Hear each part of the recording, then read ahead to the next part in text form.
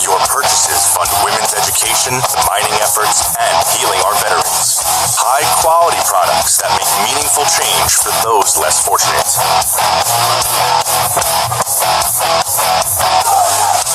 What America will be for the world moving forward. This is Sam from Madison Rising, and you're listening to Dangerous Grounds Network. This is Rio of Madison Rising, and you're listening to Dangerous Grounds Network. Hey, you want a freedom boner or what? Listen now. What's up? This is AJ from Madison Rising, and you're listening to Dangerous Grounds Network. And if you don't have a freedom boner right now, fuck you.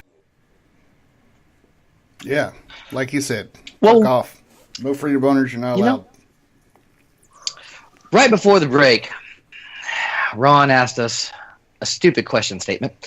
And when I thought it couldn't get any worse, the commercials aired, and Ron says, if you are in Korea, stay away from the drinking girls/guys, whatever floats your boat, tallywhackers or clits. Well, Ron, first off, in Korea, I believe you're referring to the juicy girls. Yes, that is what they are called. Anyone who's ever been to Korea can tell you that. And the tallywhackers are clits, Ron. We know it's a toss-up every day for you, but for us, you already know. Dude, we go for the dicks. Come on, God. But anyway, so jumping right back. No, we love Ron. I just gotta fuck with him because he keeps fucking showing back up every goddamn Sunday. Try to run him off. I can't fucking do it. I love it. He's like herpes. He just comes back like once a week. Ryan's always on in the morning times with us, man. Ryan's funny as shit. Ryan's dedicated to DGN, man. I'm telling you. That's the most dedicated fucking fan we got right there. I like it. Yep. Sure enough. You need something to talk about? I'm pretty sure there's a statement he could throw out there to get your mind fucking thinking about something. You know what, Ron? Let's test this theory. Throw one out. Give us the best you got rolling around up there, that liquor-infested brain. Even at 9 a.m., he's drunk. It's true. Sounds like someone had the herpes. Well, no, Ron, but I knew everyone that did.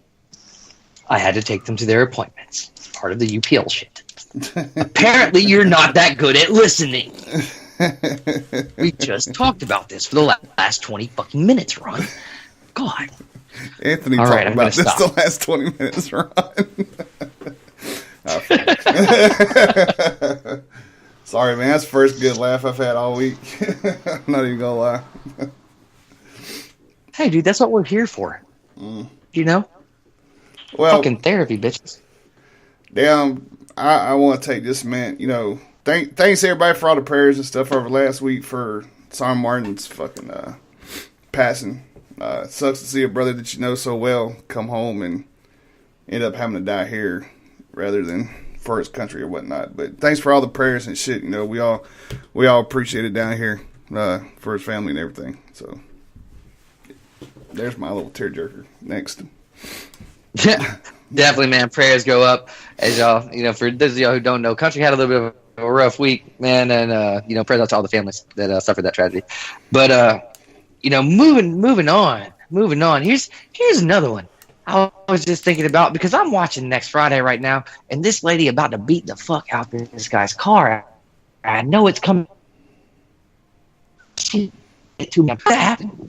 made a girl so mad that she just goes outside the barracks. You're walking out the barracks one day and you just come out to like a brick through your window?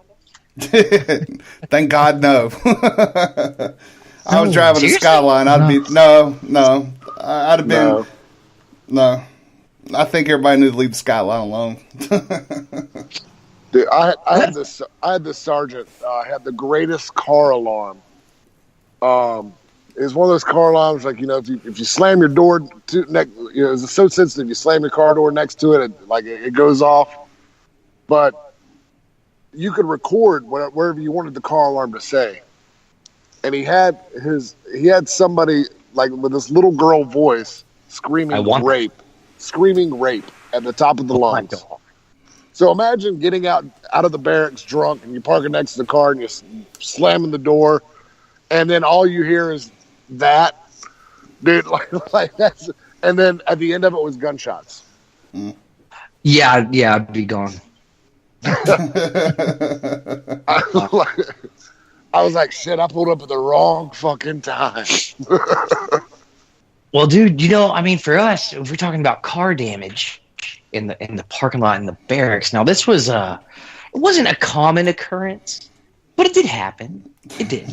We got a little wild, especially right before deployments. And so right before the deployment, the same guy I actually mentioned earlier, Chica, right before deployment, I'm not really sure how these events transpired. I did record them and put them on a nice DVD, which I've talked about before, I do believe, and I did call that party the Barracks Beer Belly Bash Battle Bulimia. It was a great party, and it was bad, but Chica's car did happen to get flipped in the parking lot, and it was done by one guy, Mr. Jovita Holiday, just a monster of a fucking man. But he just like gets up next to it and is like, "Bleh!" Dude, car slipped. I'm like, what the fuck? Then somebody put a dead squirrel in it. I mean, that just added insult to injury, but it was funny. I'm not gonna lie. We had a guy so drunk one time walking out of the barracks and didn't know where the bathroom was, and it was his sergeant's car, and the window was rolled down, and he took a big old piss right through the fucking window. That's pretty fucking good. That is pretty. I did. We were out at the range one day. There was speaking of piss and shit stories. Everybody has a good one of those, right? We were out at the range one day, and my buddy Hutch, he took a risk because we were running a range for 4 or 5 days, and so we were out there living, basically field op kind of thing. We were living at the range, and we got really shit faced the night before, and we get out there, and he's a little hungover, and he's like, dude, give me one of them, find an enchilada MRE. And I'm like, ooh, bro, you want to start with that? He was like, yeah. So he eats it, dude, not even 5 minutes. He's got to take a power shit. Well, he can't make it to the porta shitter.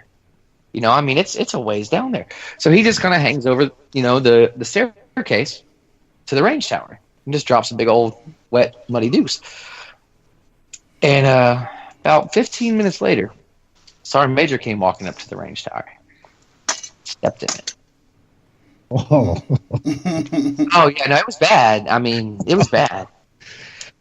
But, I mean, because it was literally, he hung over the staircase and shit off. So, like, when Sergeant Major was coming around to come up the stairs, I had to walk.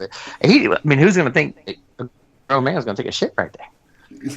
So, but yeah, I mean, it was bad. That was bad. You never start off with the enchiladas. You never. Oh, you can't. What a pogue move. It really is. That's totally a pogue move, dude. I mean, if you're gonna start out with something, you want to build a little bit of a base. That's why you always want to get something good and hearty, like the beef stew with the jalapeno cheese. Maybe dip a cracker in there to build a little bit of a sturdy base. You got to bury it off for a couple days. Got to get that pound cake, the vegetable crackers. You got to, bro. You got to plug yourself up good for, you got to prep. Definitely have to prep yourself. If you're going on an MRE diet, there are certain things you have to do before you just jump into the enchiladas. That's true. Definitely go all vegetarian. Ron, it was not a hold my beer moment. It was I can't hold my shit moment. And because of the beer though, so ipso facto it's the beer's fault. But yes, I mean the enchiladas didn't have something to do with it, but it was bad. It's one of those ones that was just spurts. You could hear it. It was horrible, but it was like Cartman on a shitter or something. It was really bad, but it was fucking hilarious, and I couldn't stop laughing. And that made things even worse when Sergeant Major got up there and he was all pissed off because I was crying. I was laughing so fucking hard, but I was also fearful of what was going to happen. But I just couldn't stop fucking laughing. It was, that was an experience. Talking about MREs, what's the craziest way you guys have warmed up MREs? Oh, shit. I never warmed them up. You never what? I never wore mine up. I always let mine cold. The fuck is wrong with you? So y'all remember those old brown bag ones, right? The dark brown. Yeah. What the fuck's wrong? Just did fucking. Dude, always it gets cold, motherfucker. You gotta warm shit up. Hey, look, I always had better reasons for the fucking heaters. Okay. I had more fun playing with the heaters than I did actually using them. Right. we always broke them off and put them in Gatorade bottles and threw them to the kids. Yeah, that or you just take some hot sauce and dump them in there and put them up underneath your bunkmate's bed in the middle of the fucking night or some shit like that. I mean, come on. You're on the fucking field. Fucking shit's cold and it's nasty. I'm still hearing amateur shit here. I'm still hearing amateur shit. Now, what you do is you find the new fucking lieutenant, the douchebag fucking West Pointer, and you take a Nas energy drink bottle because they expand more. And when they go to the porta shitter to drop their afternoon fucking MRE deuce, you drop that Nas bottle with the MRE bomb in it down in the porta shitter. One of two things are going to happen. It's going to be a shitty situation, or LT's going to look like a Smurf. Either way, and it's fun. That's a good one. That's a good one. No, but you have to amp it up. You can't just go to the one lieutenant. That's still a little bit amateurish. That's just you being a dick. See, I took it upon myself to. We had those big trailers, right? Those shitter trailers that had like 4 or 5 heads in them. I was there, right? And they had a 4-inch shit tube, right? Now, you take that and you shove that MRE bomb down and you put the cap on that clean out. So now you get 4 motherfuckers taking a shit at the same time. Not only that, you get some other dumbass that has to go and fix the 4-inch pipe that just split apart. The only way to make that better is to put a ratchet strap around the fucking porta shitter so nobody could get out. Because the minute you hear that bitch click, you already know something fucking scandalous is about to happen. You have to strike as much fear as possible. And then when they hear that go in, they're waiting for the cook-off, and they know it's coming. So you have these 4 people that are bouncing around in this fucking porta shit. They're going, do I sit? Do I stand? Do I try to block it? What happens? What do I do? I'm not sitting. I don't want to be the only one standing because it's all coming in here. Like, how do I do this? It's such a stressful, tense moment. Especially for LT because they overanalyze everything. It's like, oh, fuck. Now, what do you think? What do you think the smart thing would do? Would be all 4 people stand on top of the toilet lids, or are you going to hide it underneath the fucking sink? It don't matter. They're still getting wet one way or the other. That's fucking true. But I tell you what, that's an intense fucking moment right there. You hear that ratchet? Try to push the door. Motherfucker. No one thinks we all stops. We can cut it. You're just bouncing around the porta shitter. What do I do? What's going to happen? Could be a situation.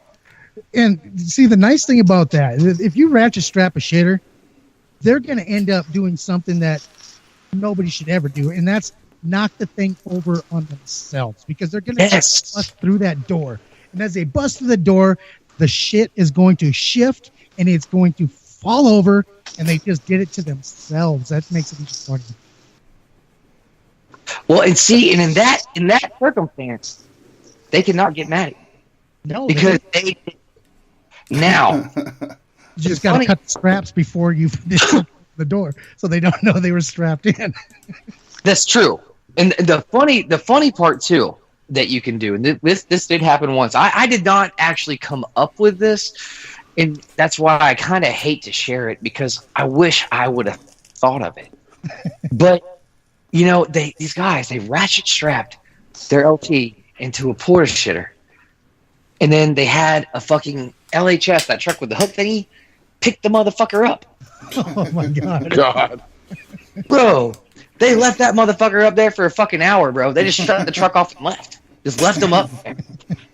And like, we walked by and saw it, we were like, that ratchet strap don't look like it's doing too well. That motherfucker's gonna break. So we went and lowered him, and he came out. Oh my god, he was fucking hot, dude. He's mad as fuck. Which I mean, I think I would have been too, but I think he looked like he probably passed out at least twice. But I mean, that's a scary feeling, bro. Not only are you in a ratchet strap shut in a porta shitter, but now you're getting lifted into the air.